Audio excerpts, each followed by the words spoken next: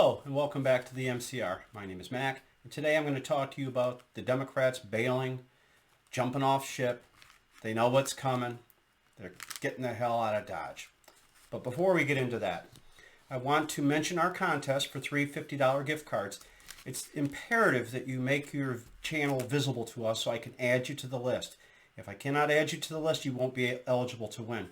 So I'm going to include a link below that's going to show you how to do that in case you don't know. It's easily found out and looks pretty easy to do. You can find out how to do that on Google, or you could just look at the link. So, Democrats are bailing like crazy. 24 have decided not to seek re-election at this point, and I suspect it's going to be a lot more. Bobby Rush, Democrat from Illinois, he's a former Black Panther, ex-Chicago alderman, member of Congress, a minister. Seems like this fellow's jack of all trades where raking in money is concerned. He will not seek another term, and he is the 24th Democrat to make this announcement. The one I really want to see, and I suspect it'll come after the election, when Nancy Pelosi is no longer Speaker of the House. She's not going to want to sit in the gallery a second time after having lost the House. That'll be her legacy.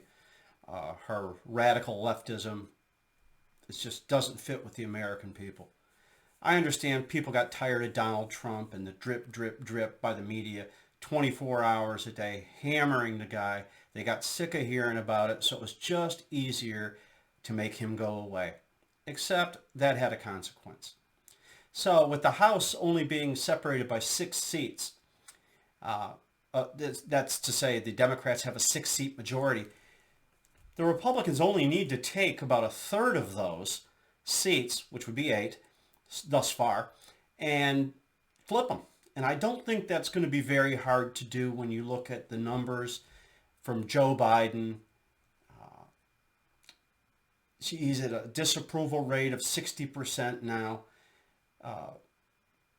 Big numbers in his disapproval rate on how he's handled COVID, or in reality hasn't handled it, because science being what it is, no one can handle a virus. And to be fair to the man, no one can.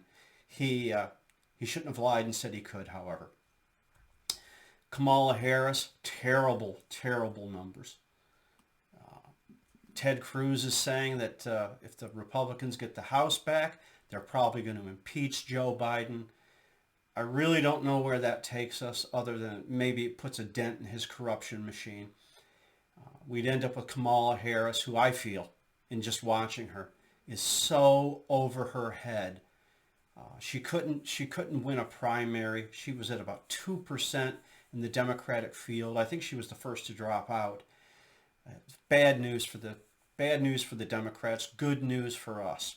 If we can take back the House, at least we can get an obstacle in the radical left's way. I suspect they'll try to do everything by executive order like Mr. Obama did. And President Trump did quite a few of those too. I'm not a fan of executive orders. I mean, we have a legislature for a reason, and if it's deadlocked, it's deadlocked. That's all there is to it.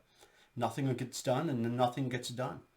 Of course, we always have our regular backstabbers in the Senate who will gladly join the Democrats for most everything, that being Lisa Murkowski, Susan Collins,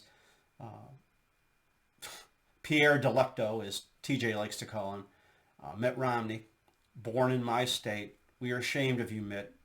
You're not a Michigander. You never were. His father was governor here. I don't know much about Governor Romney, but I'm sure he was a damn sight better than his son, at least as a human being. So the Democrats are jumping ship like rats. They know what's coming in 2022. It's going to be, I suspect, without, how shall we say, electoral acquisitions, it's going to be bad for them. It's going to be a wipeout. I suspect that the GOP will take the House and get a majority in the Senate again. But then comes the Romney, Murkowski, and Collins problem, because they like to be the straw that stirs the drink. I started to say the soup. I guess you could stir soup with a straw with a straw if you wanted to. but that's not the point here of this video. And as I close, I'd like to give a shout out to a good friend of this channel.